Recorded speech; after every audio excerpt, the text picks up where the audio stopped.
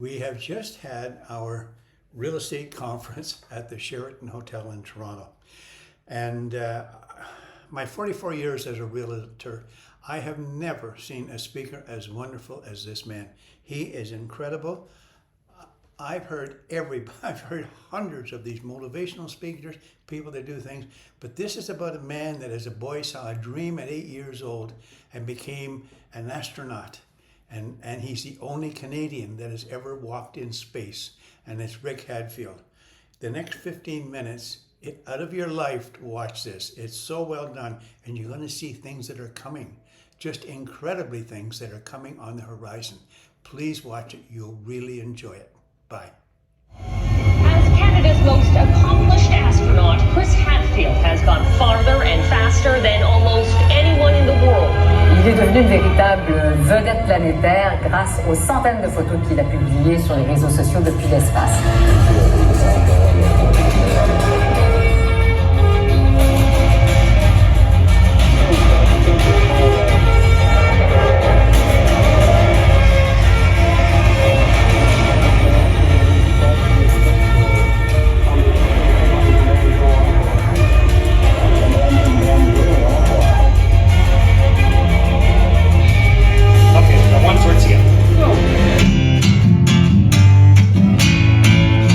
We will have peanut butter and sandwich in space.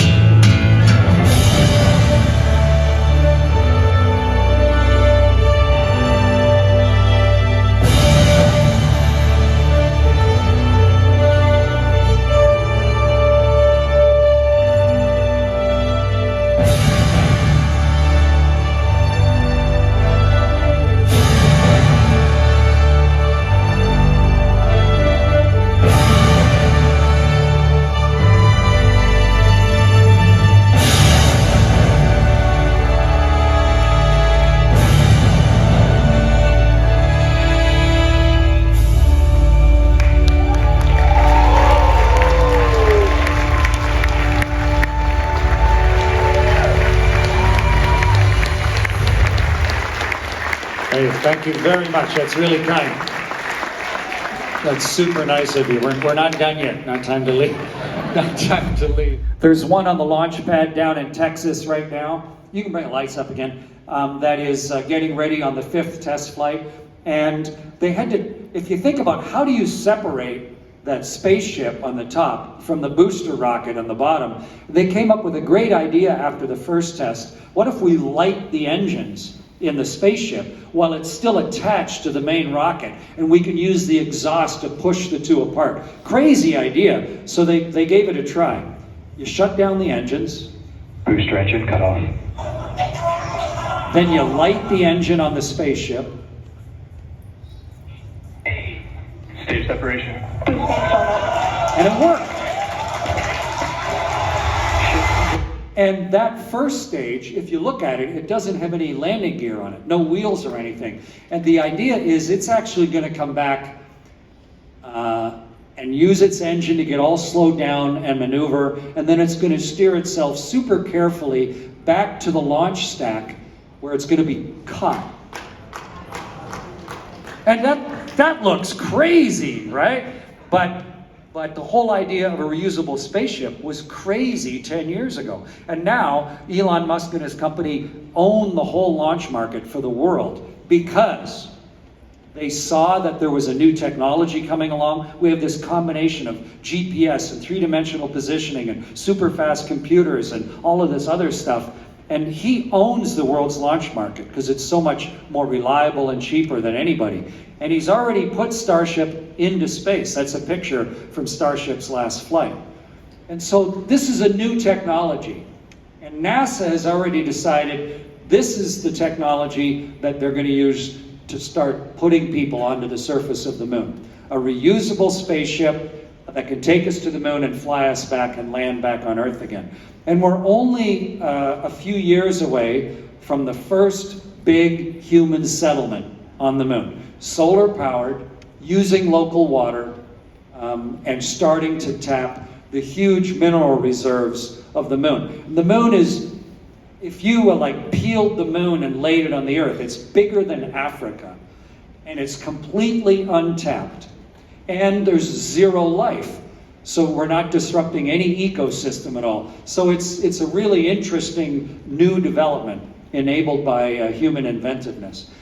But moon schmoon, who cares about the moon? What matters is that little sliver on the horizon. That's what matters. And not that long ago, a little over a year ago, we went over 8 billion living people. 8 billion of us alive all at the same time. And if you look at the birth and the death rates, we're going to level off around 9.5 or 10 billion over the next generation. And that's going to be our new steady state. And the great question of our particular moment in history is, can we figure out the technologies that will allow this spaceship to sustain a crew of 10 billion indefinitely? That's the great challenge of our age. Everything else is a symptom of that, like housing in Toronto. You know, Canada brings in 8 new Canadians a minute come into Canada, and half of them settle in the GTA. So that means Toronto has to generate housing for 4 new people every minute of every working day. And so, but that's just a symptom of the fact that our population has radically risen over the last 200 years. And now we're figuring out, how's that all going to balance out? Where are people going to live? How do we generate food? How do we generate power? How do we generate and make all those things in a sustainable way? That's the great quest of us as the current crop of adults. How can we be part of the solution to that problem? And it's not just for us, of course, it's for the next generations. When you're an astronaut, people send you pictures of their kids like this. It's at Halloween especially. It's so sweet.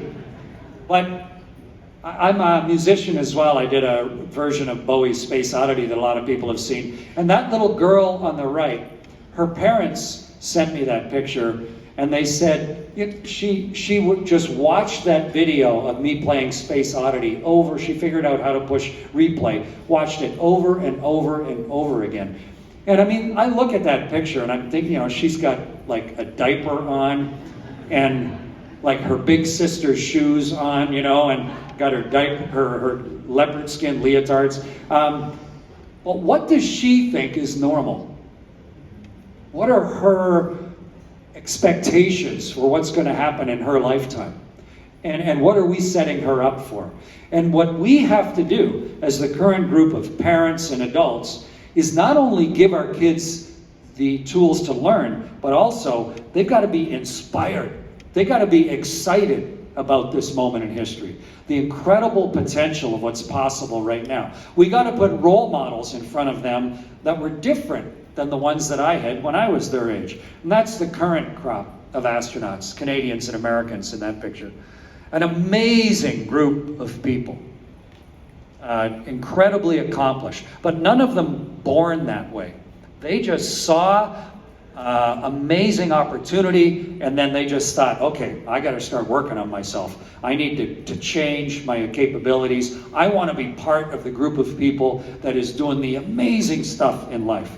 And so how can I change who I am and provide a role model for the young people that follow behind?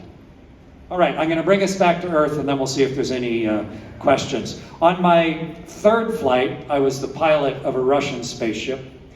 So this is business class on a Russian spaceship right here. It's called a Soyuz. A great little ship, tough as nails. It could land anywhere on Earth as your lifeboat. So it's got all the survival gear strapped to the walls if you landed in the middle of the Pacific or the Sahara or in the subarctic. So it's all crammed full of gear. And we undock from the space station, turn around backwards, fire our engines for 4 minutes. You turn your orbit, which is a circle, into an oval. And the low part of the oval starts to touch the atmosphere. And that slows you down. And this is the view looking out the window as the atmosphere is slowing you down. Those are pieces of the spaceship going by out the window. Like flying on Boeing or something. Just all this stuff is ouch. Ouch. Hey, they earned it. But we have a really thick belly on the ship, and it burns off underneath you. And as it's starting to burn all the way through, now you're down in the thick enough air that you can open the ship's parachute and watch how hard we hit the world after 6 months of weightlessness.